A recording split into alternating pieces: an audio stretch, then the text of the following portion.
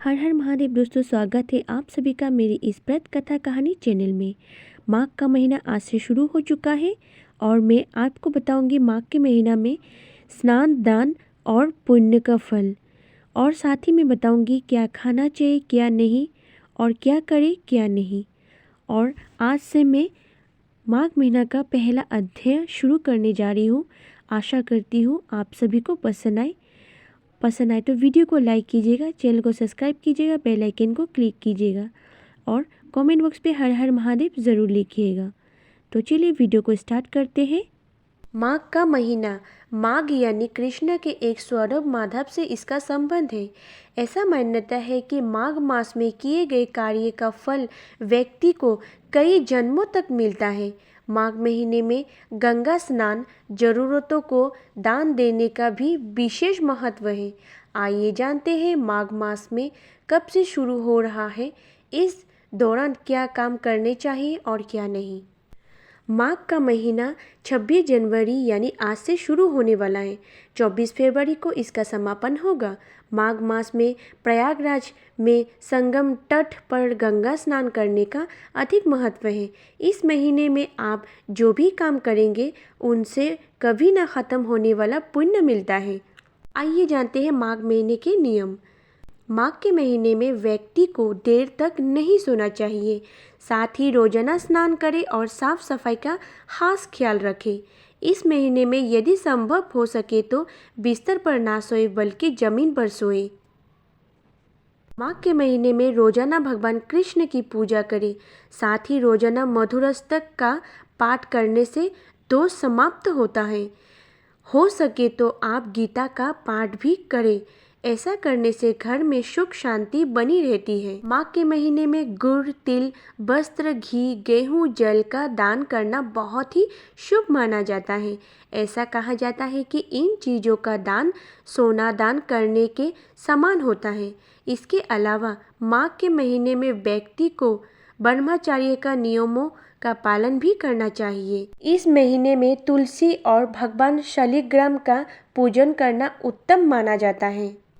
आइए जानते हैं माघ के महीने में क्या खाएं और क्या नहीं। माघ के महीने में भूलकर भी मूली का सेवन नहीं करना चाहिए। साथ ही तामसिक भोजन का सेवन नहीं करना चाहिए। साथ ही माघ के महीने में किसी से झूठ ना बोले और किसी का अपमान ना करें।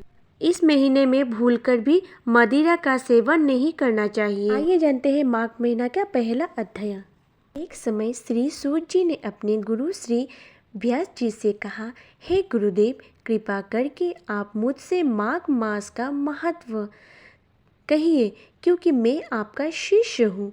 व्यास जी कहने लगे कि रघुवंश के राजा दिलीप एक समय यज्ञ के स्नान के पश्चात पूरे में जूते और सुंदर वस्त्र पहनकर शिकार की सामग्री से युक्त कवच और सौभाग्यमान आभूषण पहने हुए अपने सिपाहियों से घिरे हुए जंगल में शिकार खेलने के लिए अपनी नगरी से बाहर निकले। उनके सिपाही जंगल में शिकार के लिए मृग, बाघ, सिंह आदि जंतुओं की तलाश में इधर उधर फिरने लगे। उस समय वन में वनस्थली अत्यंत शोभा के प्राप्त हो रहे थे। कहीं दो मृग के झुंड फिरते थे, कहीं गीदड़ अपना भयंकर शब्द कर रहे थे, कहीं गैंडों का समूह हाथियों के समान फिर रहा था, कहीं वृक्षों का कटोरों में बैठे हुए उल्लू अपना भयानक शब्द कर रहे थे, कहीं सिंह के पदचिन्ह के साथ घायल मृग को रक्त से भूमि लाल हो रही थी, कहीं दूध से भरी थैलों वाली सुंदर भैंसें फिर रही थी, कहीं पर सुगंधित पुष्प हरी भरी लगाए वन की शोभा का बढ़ा रही थी, कहीं बड़े बड़े पेड़ खड़े थे तो कहीं पर उन पेड़ों पर बड़े बड़े अजगर और उनकी केंचुआ भी पड़ी हुई थी। उसी समय राजा के सिपाहियों के आवाज़े की आवाज़ सुनकर एक मृग वन से निकलकर भागने लगा और बड़ी बड़ी चौकड़ियाँ भरता हुआ आगे बढ़ा। राजा ने उसके पीछे अपना घोड़ा दौड़ाया, परंतु मृग पूरी शक्ति से भागने लगा। मृग कांटेदार वृक्षों के एक जंगल में घुसा और राजा ने भी उसके पीछे वन में प्रवेश किया, परंतु दूर जाकर मृग राजा की हस्ती से उछल होकर निकल गया।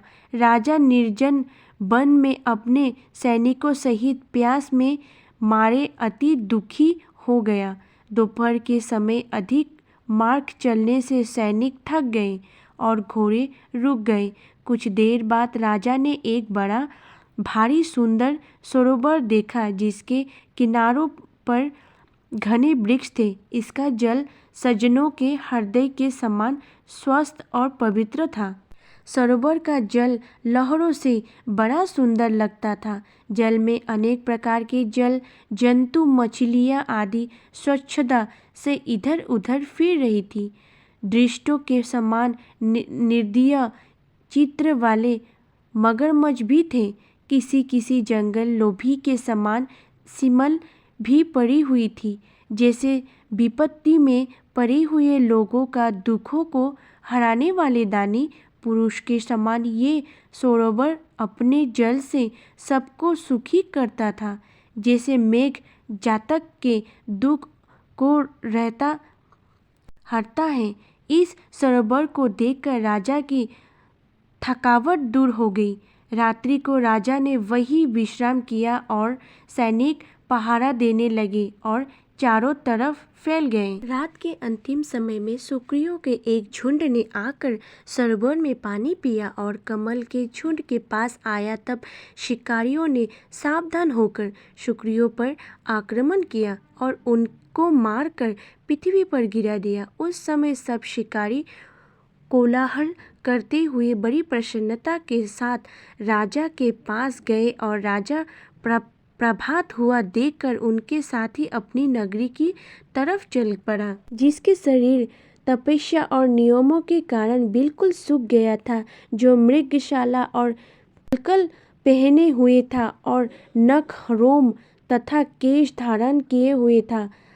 राजा ने ऐसे घोर तपस्वी को देखकर बड़ी आश्चर्य से उसको प्रणाम किया और हाथ जोड़कर खड़ा हो गया। तपस्वी ने राजा से कहा कि हे राजन, इस पुण्य शुभ माघ में इस सरोवर को छोड़कर तुम यहाँ से क्यों जाने की इच्छा करते हो? तब राजा कहने लगा कि महात्मा, मैं तो माघ मास में स्नान के फल को कुछ भी नहीं जानता। कृपा करके आप विस्तार पूर्वक मुझको बताएं।